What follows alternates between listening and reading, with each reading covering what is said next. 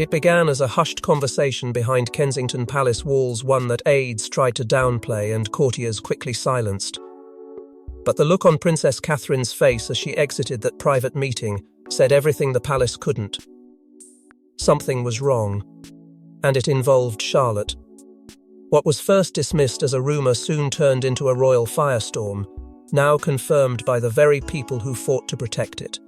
Before we go deeper into what this really means for the royal family, make sure to subscribe so you don't miss a single update.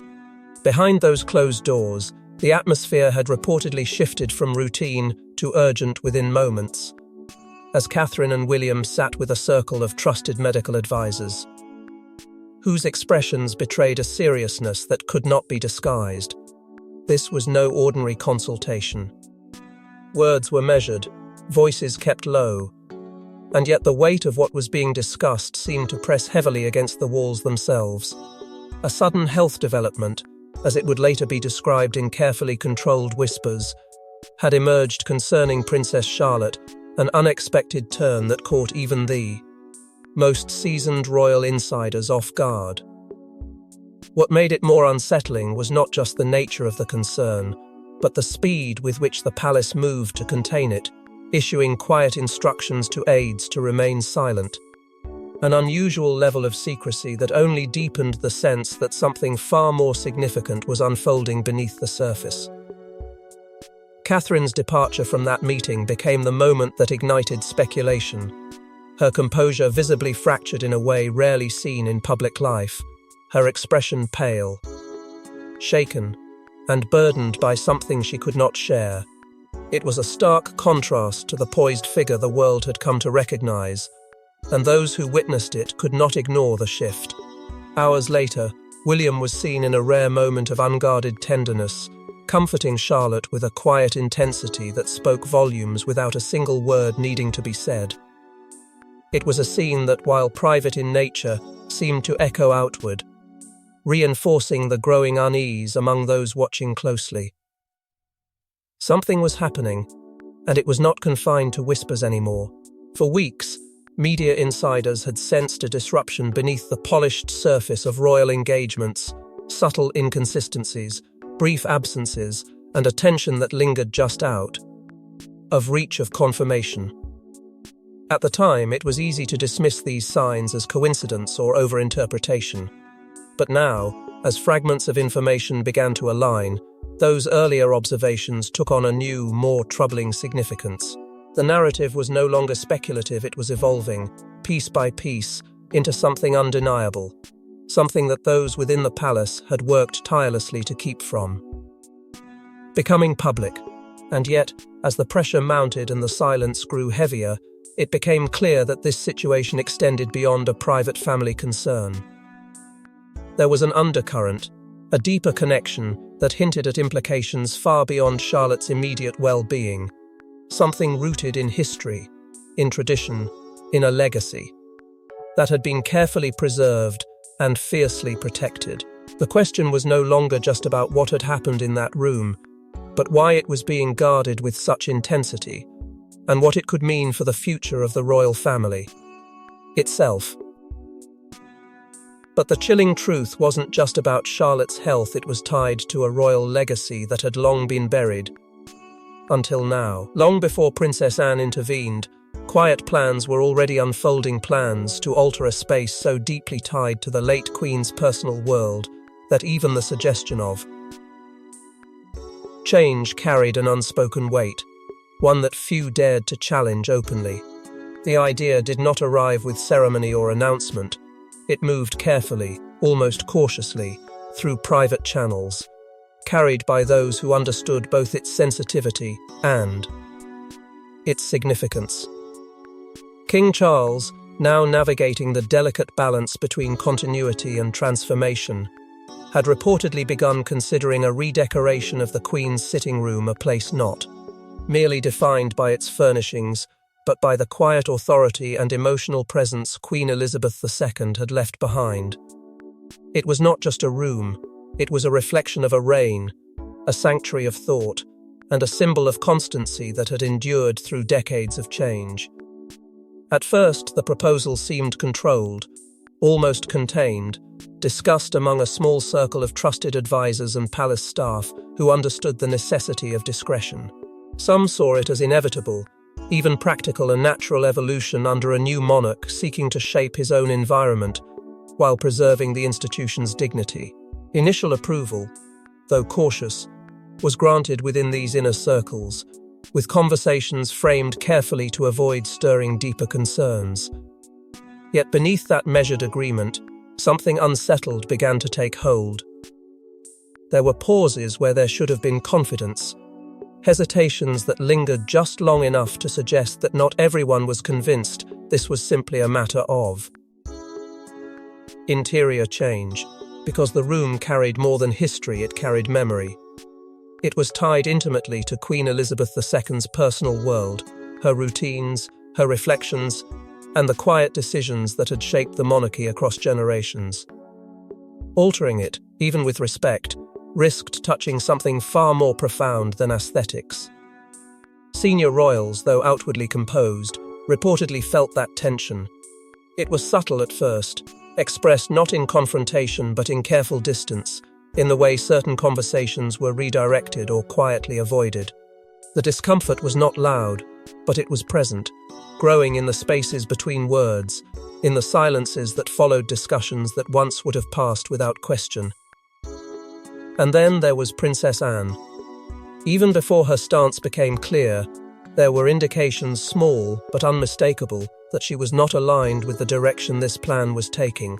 Known for her unwavering sense of duty and her deep connection to the late Queen's legacy, Anne did not react impulsively. Instead, her resistance seemed to form slowly, deliberately, shaped by a perspective that prioritized preservation over alteration.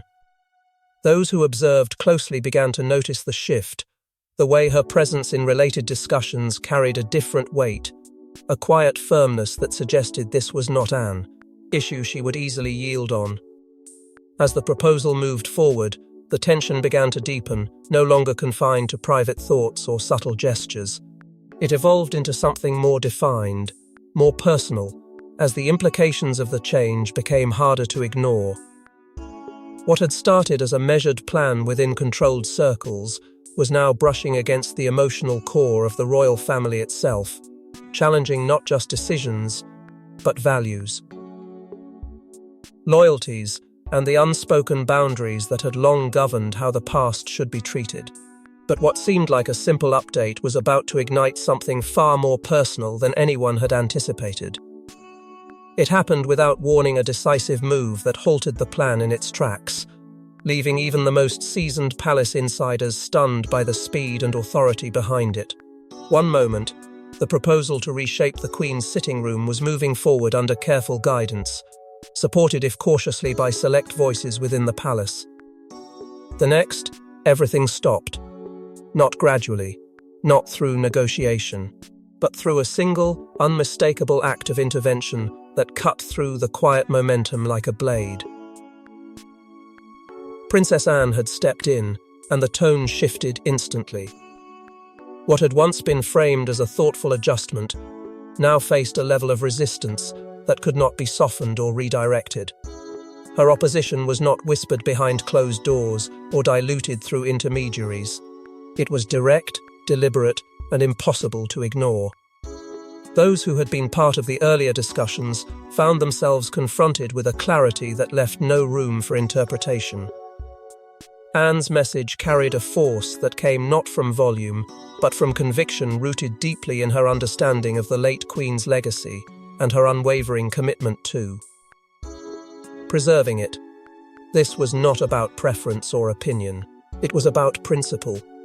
And in that moment, it became clear that the proposed changes had crossed an invisible line, one that few had even realized existed until it was too late.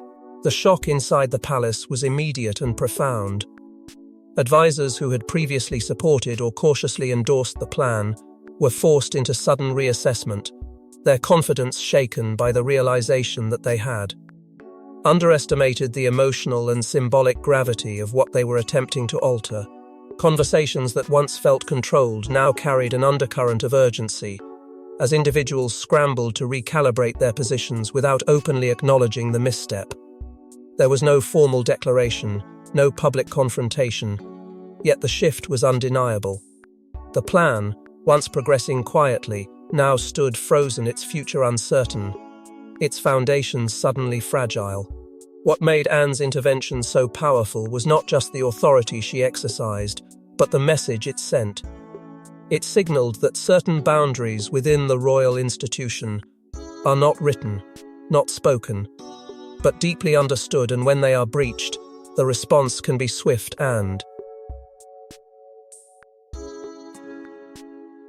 uncompromising. Her stance carried the weight of continuity, of a lifetime spent upholding a system where tradition is not merely respected, but protected with quiet intensity. And in asserting that protection, she had done more than halt a redesign.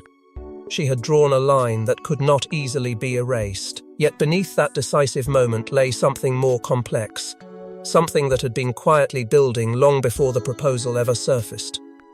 Because Anne's reaction was not born in isolation, it was shaped by a deeper awareness, a sense that this was not just about altering a space, but about redefining how the past is honored, and who gets to decide where that line is drawn. As the palace absorbed the impact of her intervention, one question lingered, unspoken yet impossible to ignore. What else had been set in motion that made this moment inevitable? Yet Anne's intervention was not just about a room, it was about something far deeper. Something that had been quietly building beneath the surface. For Princess Anne, this was never about decoration or design, it was about safeguarding a legacy that could not be replaced, rewritten, or quietly adjusted without consequence. The deeper truth, one that had guided her response from the very beginning, was rooted in something far more enduring than personal preference. The sitting room in question was not simply a private corner of royal life. It was a space shaped by decades of quiet decisions, unspoken reflections, and moments that had never been recorded but had nonetheless defined an era. To Anne, altering it risked unraveling something invisible yet essential, a connection to Queen Elizabeth II that could not be restored once disturbed. And that understanding did not arrive suddenly, it had been formed over a lifetime spent observing, protecting, and upholding the traditions that others often took for granted. Her role within the royal family had never relied on spectacle or public recognition. Instead, it was built on consistency, on an unwavering sense of duty that placed preservation above convenience. Over the years, Anne had become something more than a senior royal. She had become a quiet guardian of continuity, someone who understood that the strength of the monarchy often rested not in what was seen, but in what was carefully protected behind the scenes. This was why her intervention carried such weight. It was not reactive. It was deeply intentional, shaped by an awareness that even the smallest changes could carry consequences far beyond their immediate scope. Because within that room existed subtle details, arrangements, objects, choices that spoke to the late Queen's private world, elements that might seem insignificant to outsiders, but held meaning that could not be replicated or replaced.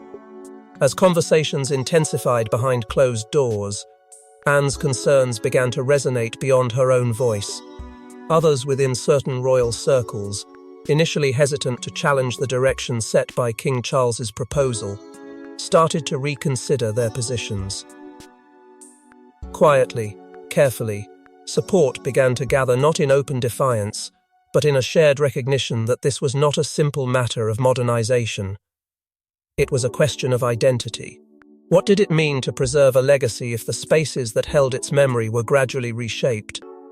And who had the authority to decide where preservation ended and change began? These were not questions that could be answered easily, and yet they lingered, growing heavier with each passing discussion. At the heart of this tension lay a deeper conflict, one that had been building long before the proposal ever surfaced. The monarchy, by its very nature, exists between two opposing forces: tradition and evolution. One demands protection, the other insists on adaptation. And in this moment, those forces were no longer balanced. They were colliding. Anne stood firmly on one side, representing a belief that some things must remain untouched, while others, though less visible, began to lean toward the idea that change, however difficult, was unavoidable. It was not a battle fought openly, but it was unmistakable, shaping decisions, influencing loyalties, and redefining relationships in ways that few had anticipated. As support for Anne continued to grow, it brought with it a sense of validation, but also a new layer of complexity. Because with every voice that aligned with her stance, there were others who remained unconvinced, who believed that the monarchy could not remain static without risking its relevance. And so, beneath the surface, a quiet resistance began to take form, subtle but persistent, challenging the idea that preservation alone could carry the institution forward. But as support for Anne grew, so too did the quiet resistance from those who believed change was inevitable. Behind the carefully maintained unity of the monarchy, a quiet divide began to form, one that could not be acknowledged publicly, yet influenced every decision moving forward. What had once seemed like a contained disagreement over a single room now revealed itself as something far more complex, shaped by differing perspectives among senior royals, whose loyalties were not in question, but whose visions for the future no longer aligned as seamlessly as before. King Charles found himself at the center of this delicate imbalance, his position growing increasingly complicated as he navigated the weight of tradition on one side and the pressure for thoughtful evolution on the other. Around him, advisors moved carefully, their roles shifting as they attempted to reconcile conflicting priorities without allowing the strain to surface beyond palace walls. Every word, every pause, every decision carried new meaning as subtle changes in communication began to reflect a deeper, unspoken tension. And yet, despite the growing divide, the effort to maintain a united public image remained unwavering, a carefully upheld front that masked the emotional weight pressing behind it, a weight that those within the institution could no longer ignore. What began as a single decision about a single room had transformed into something far more significant, a moment that would redefine how the monarchy approached its own history. The implications stretched far beyond immediate choices, forcing a renewed recognition of how symbolic spaces hold not just memory, but identity itself. Princess Anne's influence, once quietly understood, now stood reinforced, her stance serving as a reminder that preservation is not resistance to change, but a defense of meaning. At the same time, the institution faced an undeniable truth: survival required balance, a careful negotiation between honoring what had come before and adapting to what lay ahead. This internal conflict, though never publicly acknowledged, became a turning point, a lesson carried forward in the decisions that would follow, shaping how the monarchy would protect its heritage while continuing to evolve. Because within the royal family, even the smallest decisions can carry the weight of history, and as this moment settled into the fabric of the institution, it became clear that its impact would not fade quietly, but instead linger, influencing choices yet to be made and tensions not yet fully resolved. Not all consequences are visible, and in the days that followed, the aftermath unfolded quietly, shaping relationships and decisions in ways that could not be openly discussed. There were no public acknowledgements, no statements to explain what had shifted, yet within the palace, everything felt subtly different. Senior royals maintained their composure with practiced precision, their reactions measured and controlled. But beneath that calm exterior, something had changed. Conversations carried new caution. Pauses lasted longer. Words were chosen more carefully than before. What had once been routine exchanges now held an unspoken awareness, as if every interaction carried the weight of what had just transpired. Advisors, too, moved swiftly behind the scenes, working to restore balance, recalibrating strategies, and ensuring that the institution's steady image remained untouched by the tensions that had briefly threatened to disrupt it. And yet, despite those efforts, the emotional undercurrents could not be entirely contained. They lingered, influencing decisions in ways that were never formally acknowledged, but deeply felt. Trust, though not broken, had been tested. Boundaries once assumed had been clearly defined. And with that clarity came a growing sense of caution surrounding every future proposal, every suggestion that touched upon the delicate line between honoring the past and shaping the future. The halted plan had not simply disappeared, it had left an imprint, a quiet reminder that even well-intentioned changes could carry consequences far beyond their original purpose. Those who had supported the idea now approached new discussions with greater restraint, while those who had resisted it carried a renewed confidence in the importance of their stance. In the end, what remained was not just a preserved room, but a powerful reminder of the monarchy's enduring struggle between change and continuity, a struggle that defines its very existence. The Queen's sitting room, unchanged, stood as more than a space. It became a symbol of what had been protected, of a legacy that refused to be quietly altered. Princess Anne's role in that outcome was undeniable, her intervention reinforcing a deeper respect for the historical boundaries that shape the institution's identity. But beyond that single decision, something larger had taken form. The monarchy itself had learned, adapting not through outward transformation, but through internal reflection, recognizing that its strength lies not only in its ability to evolve, but in knowing when not to.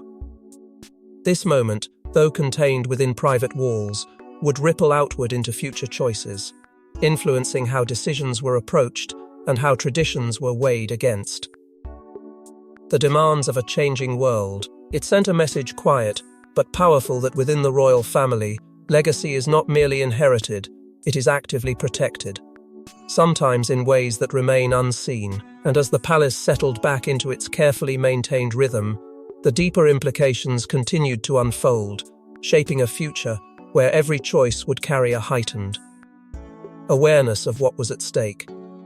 Because in a world where everything can change, some legacies are simply too powerful to be rewritten. Thanks for watching. Please don't forget to like and subscribe, and we will see you in next one.